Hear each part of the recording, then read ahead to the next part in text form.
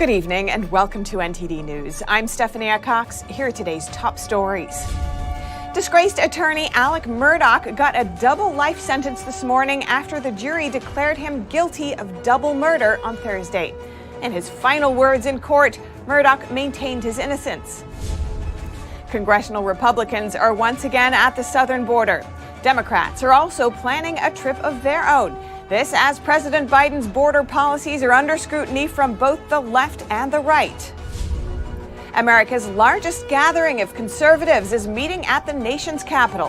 Find out who spoke at the conference and who declined their invitation. And we examine Defense Secretary Lloyd Austin's memo to the military, what he says about the China threat, and analysis from a retired Air Force general.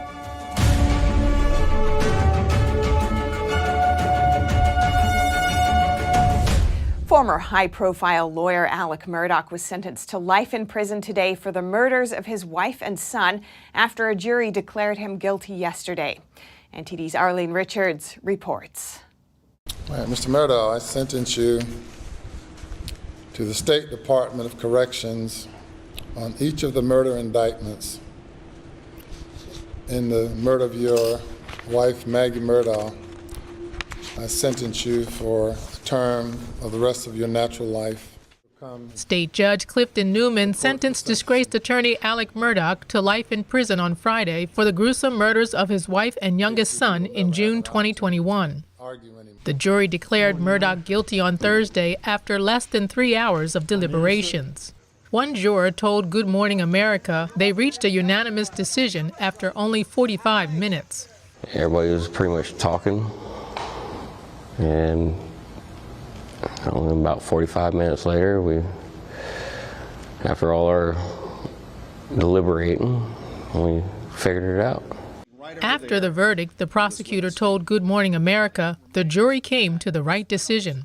They looked him in his eyes, much as I've had the chance to do, and realized who this person really was. And I think that really was the final thing that led this jury to come to the right conclusion. Before the sentence was ordered, the convicted murderer maintained his innocence. Judge, I tell you again, I respect this court, but I'm innocent. I would never, under any circumstances, hurt my wife, Maggie, and I would never, under any circumstances, hurt my son, Pawpaw. The judge responded. And it might not have been you. It might have been the monster you become when you take 15, 20, 30, 40, 50, 60 opioid pills. Maybe you become another person. In further comments, the judge said this was one of the most troubling cases he's seen. He acknowledged seeing the former attorney several times in the legal community.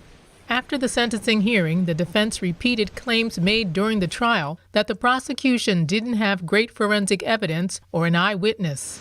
One attorney told CNN he was surprised the deliberations didn't take longer.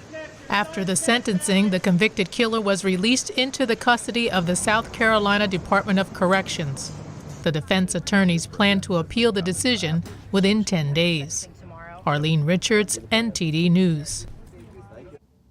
The White House gets pressed on President Biden's decision to block a D.C. law. And there's an unusual reaction from the president when NTD asks him about the origins of COVID. NTD's Iris Tao has more from the White House. President Biden said he would side with Republicans in overturning new D.C. laws that will lower penalties for crimes like carjackings. And the White House now doubling down on its defense of Biden's decision, even as some Democrats say Biden betrayed his commitment to support D.C. home rule. He believes in keeping the 700,000 residents in D.C. safe. And so he's taking that action because it's coming to him. Biden said on Thursday that he would not veto a GOP-sponsored bill to block D.C.'s new criminal code. The code, put forward by the D.C. Council, would reduce penalties for certain violent crimes.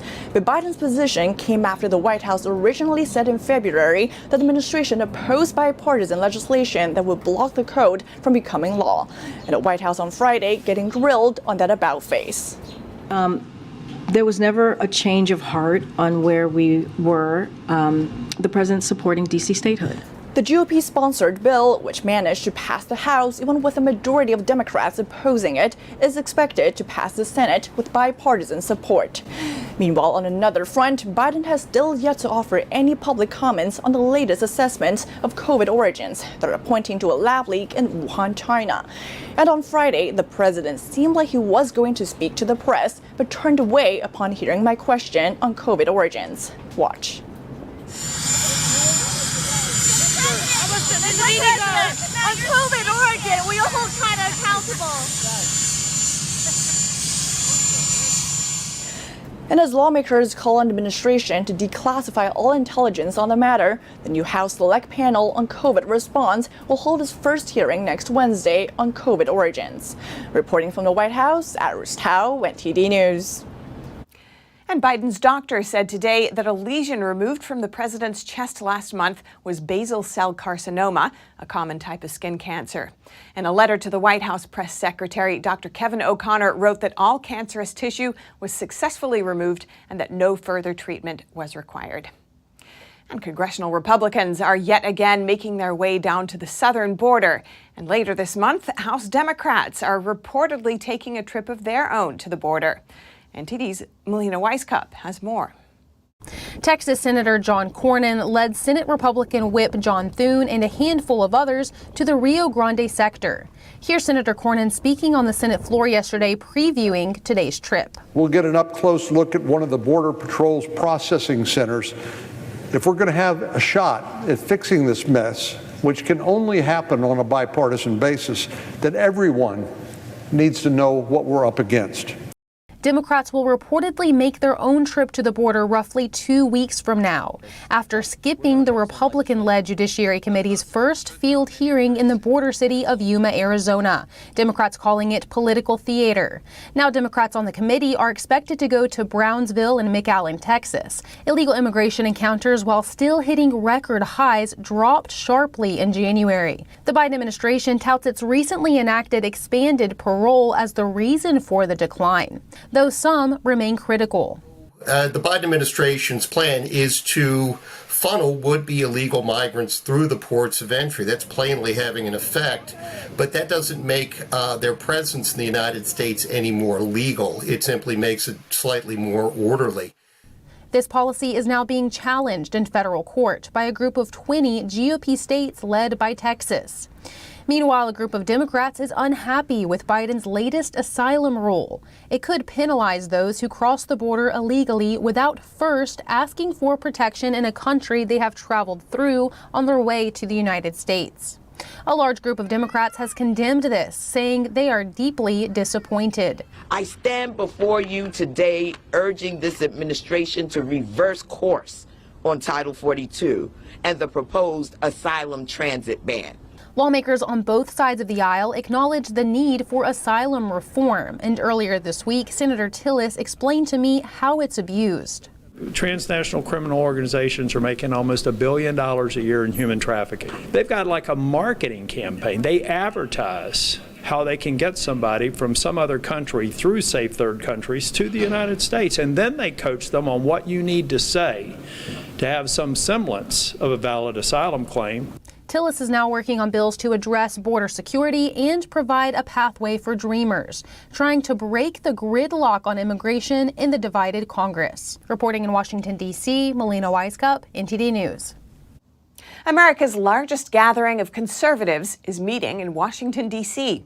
However, two prominent conservatives who may run for president in 2024 declined their invitations. NTD's Jason Perry has that story. Hundreds of people gathered in Washington, D.C. for this year's Conservative Political Action Conference, or CPAC. It's America's largest gathering of conservatives, and speakers discussed the issues Americans face, as well as the solutions to those issues. This year, two potential presidential candidates declined invitations to the event: former Vice President Mike Pence and Florida Governor Ron DeSantis. Sebastian Gorka, a former deputy assistant in the Trump administration, brought up this key issue facing Americans. If you take every war we have fought in since the end of World War II, so from 45 to today, you can add up every soldier, airman, Marine, sailor, and Coast Guard who has died. The number of total killed in action, total in 70 years, is 103,000. On Biden's CDC website, you can find this stat. In the last 12 months in America, deaths by fentanyl poisoning totaled 110,000 Americans. He advocated for secure borders to help stop the crisis.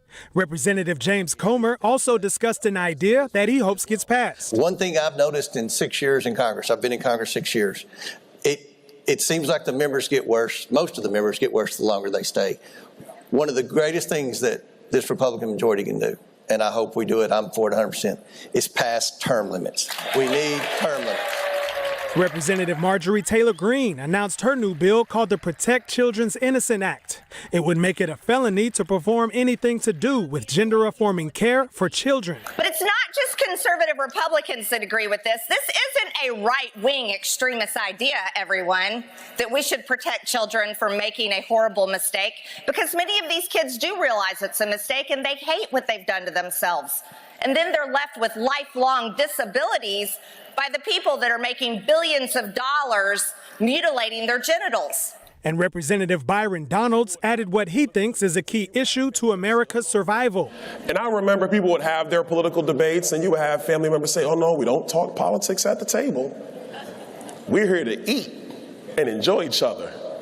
And somewhere along the way, we've had families become divided just over politics. Other speakers at CPAC on Friday were Republican presidential candidate Nikki Haley and former Secretary of State Mike Pompeo. Former President Donald Trump will be the keynote speaker at CPAC on Saturday. You can watch live coverage of CPAC on NTD. Jason Perry, NTD News. Attorney General Merrick Garland is the latest Biden administration official to make a surprise visit to Ukraine.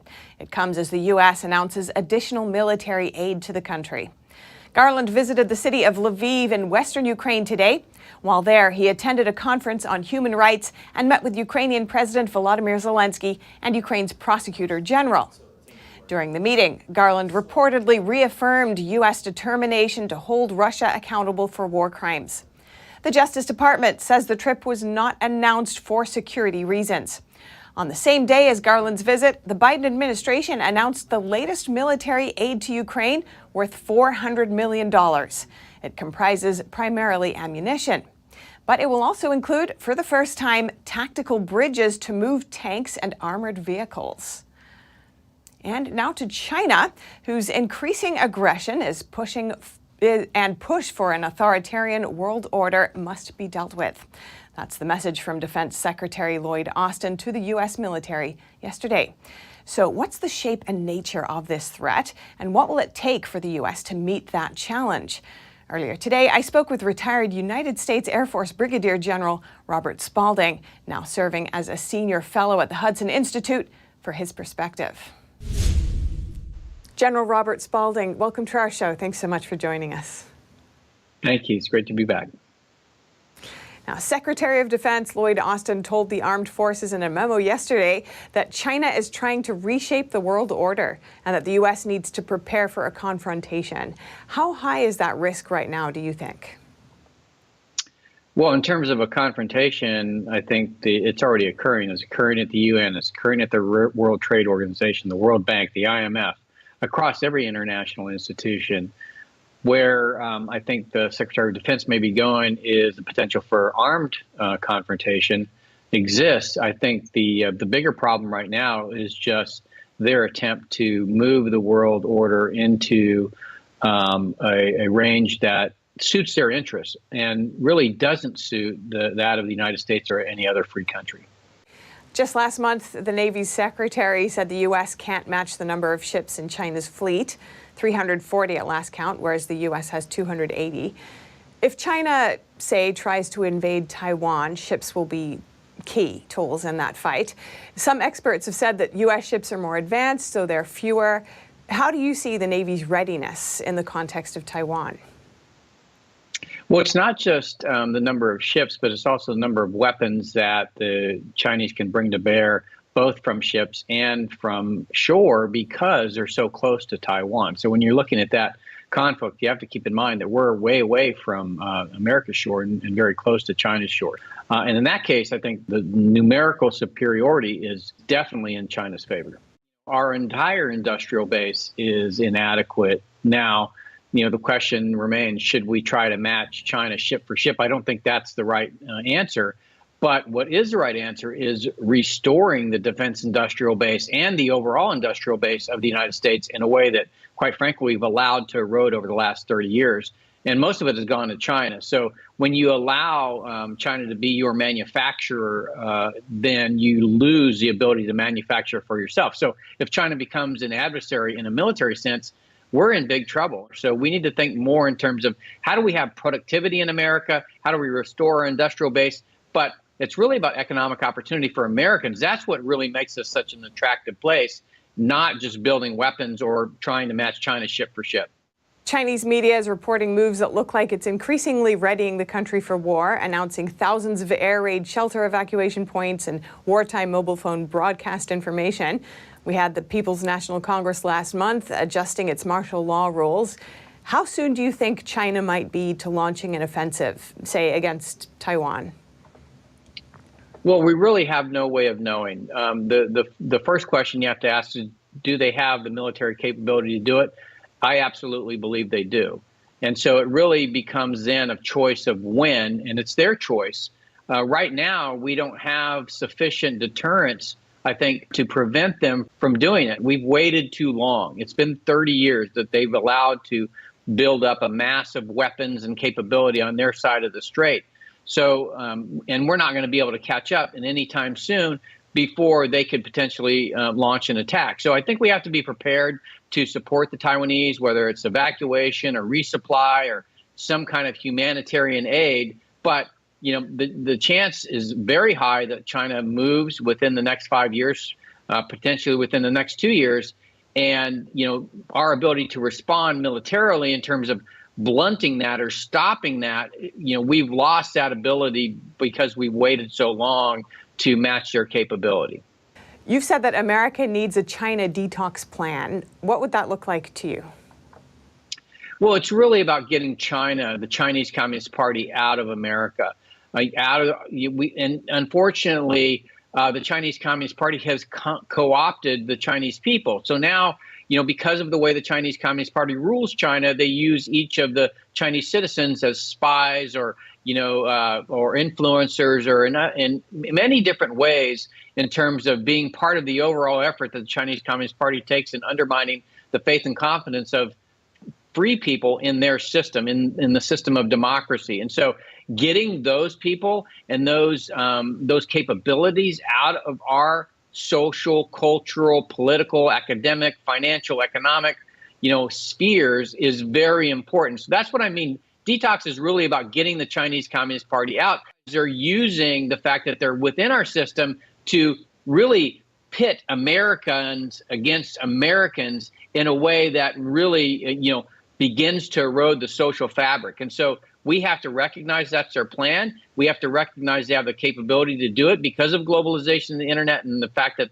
they are within our society. And we have to begin the process of getting them out. So getting toxins out of your system is part of detox. Getting the Chinese Communist Party out of our system is what I'm talking about. General Robert Spalding, Senior Fellow at the Hudson Institute, thank you so much. Thank you. Tennessee is now the latest state to ban cross-sex procedures for minors. Governor Bill Lee signed a bill on the issue Thursday. The bill prohibits healthcare providers from performing the procedures on a minor. Healthcare professionals who do could face a civil penalty of $25,000 per violation. The minor won't be held liable, but the minor's parents could face lawsuits for consenting to such procedures on the child's behalf. A number of states already have similar bans in place, including Mississippi, Utah, South Dakota, Arkansas, Alabama, and Arizona. On the same day, the governor also signed a bill restricting drag performances in public. Tennessee is the first state to enact such a law.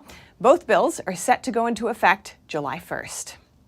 Up next, a storm system is hitting states in central and southern U.S. It's expected to move toward the northeast and dump heavy snow in the coming days. And in college basketball, a hallowed scoring record that stood for more than 50 years is suddenly in jeopardy. NTD's Dave Martin has the latest. That and more coming up.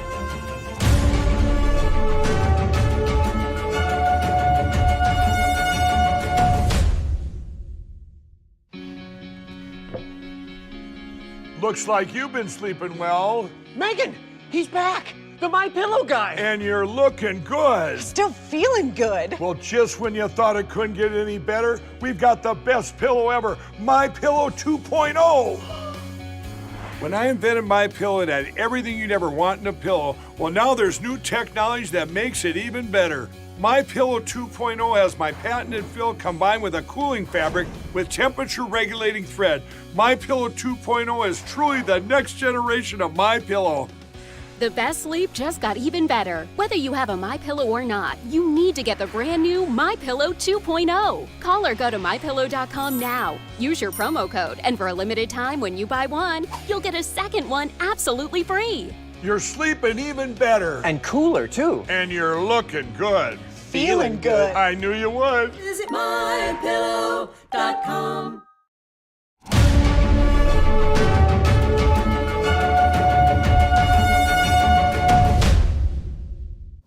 The winter storm continues to batter the country. Hundreds of thousands of people are without power, and a number of states in the south are reporting tornadoes. A storm system has brought golf ball-sized hail and tornadoes to southern states, stretching from Indiana, Kentucky, and Tennessee to Alabama and Georgia. Texas and Louisiana also reported 6 tornadoes on Thursday. The area around me, I'm sure you can see behind me, this kind of looks like it was ground zero. The greatest amount of damage is right in this little area. But there is some residential damage in the neighborhood to the west of us, and there's a pretty good bit of damage in the neighborhood, South Broadmoor neighborhood to the east of us. More than 60 million people are under threat of severe storms Friday. Nearly 80 million people from Mississippi to Pennsylvania are under high wind alerts, including almost the entire state of Tennessee. Nearly 25 million people are under flood watches from Oklahoma to Ohio. According to PowerOutage.us, over 310,000 customers were without power in 5 states as of Friday afternoon. The storm system is continuing to march toward the northeast on Friday. The National Weather Service says the storm will produce a swath of heavy snow from the upper Midwest through New England Friday and Saturday. Parts of New York and New England could see as much as a foot of snow. The storm could bring snow and ice to cities including Chicago and Detroit. Parts of California are also bracing for another round of snow and rain on Saturday. Reporting by Allison Lee, NTD News. And a suspect in California has been arrested after police found large amounts of explosives in his home. Police say the suspect is connected to 2 explosions of PG&E transformers. NTD's David Lamb has that story. 35-year-old Peter Karasev is in custody for allegedly possessing large amounts of explosives. San Jose police also suspect him of being connected to 2 PG&E transformer explosions. Law enforcement were on site since Wednesday, investigating the South San Jose's resident's 2-story home. Police say the suspect lived with his wife and 2 children, who were currently safe at a different location. There's so much material in there that we've had to call in some federal resources to assist us with the proper handling and rendering safe of this evidence that's here. Authorities believe there were also narcotics activity at the residence. We want to make sure that the suspect is held fully accountable for everything that we believe he's responsible for. According to SJPD, they've already evacuated some nearby residences in case there is a blast while handling the explosives. Sergeant Camarillo says there's many layers to this investigation and that it's a tedious search as the bomb technicians have to go through the material. Now, a resident told us that she hopes there will be a positive outcome and that she feels for the neighborhood, the suspect's family, and the suspect. Very surprised because we lived in the neighborhood for close to 40 years and it's really a nice neighborhood. We've never had problems either with the school or the surrounding area. But this was really, this was devastating to know that this is your neighbor and you don't know who they are and what they're doing. The investigation is at the 600 block of Potomac Court near Gunderson High School. I think it's a good wake-up call to know who your neighbor is, too. Because a lot of people that live here both go to work. You don't see them. You don't really correspond with them like you should. Like, I'm originally from Brooklyn, New York, so I always knew everybody on my block, and even below where I lived and up near 6th, 7th Avenue, you always knew neighbors. I just hope this has a good outcome for the family, and I feel sorry for the fella, I really do. SJPD said the on-site investigation may take up to another 5 days, and it stems from 2 separate incidents involving explosions of PG&E transformers on January 5th and December 8th. Karasev is scheduled to be arraigned Friday with 9 felony charges.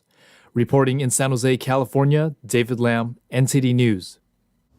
Now over to sports news. Here's NTD's Dave Martin with today's top stories. Thank you, Steph. Detroit Mercy star Antoine Davis came up just 3 points shy of tying Pete Maravich's all-time NCAA scoring record last night in what might be his final game. Davis scored 22 points in the loss, which was in the quarterfinals of the Horizon League tournament that ended the Titans' regular season with a 14-19 record.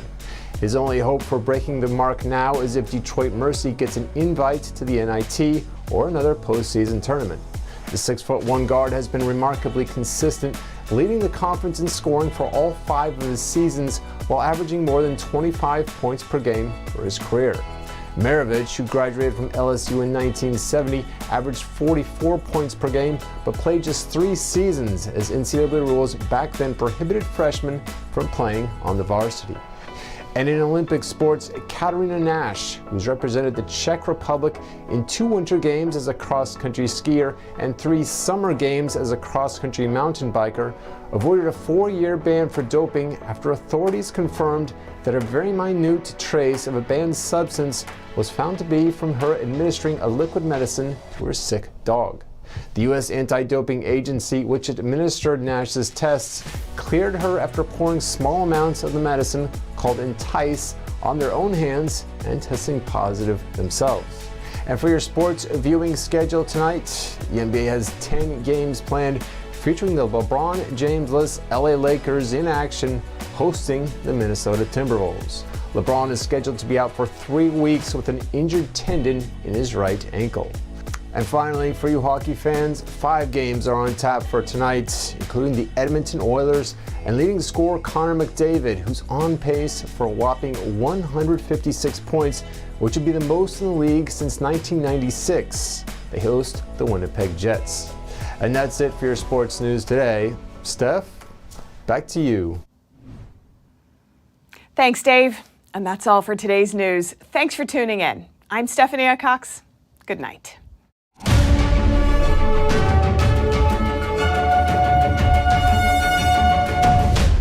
Thanks for watching us on YouTube. Did you know YouTube only keeps selective videos on its platform? So if you want to make sure you get the full picture, just subscribe to our newsletter. Go to newsletter.ntd.com and sign up. It's free.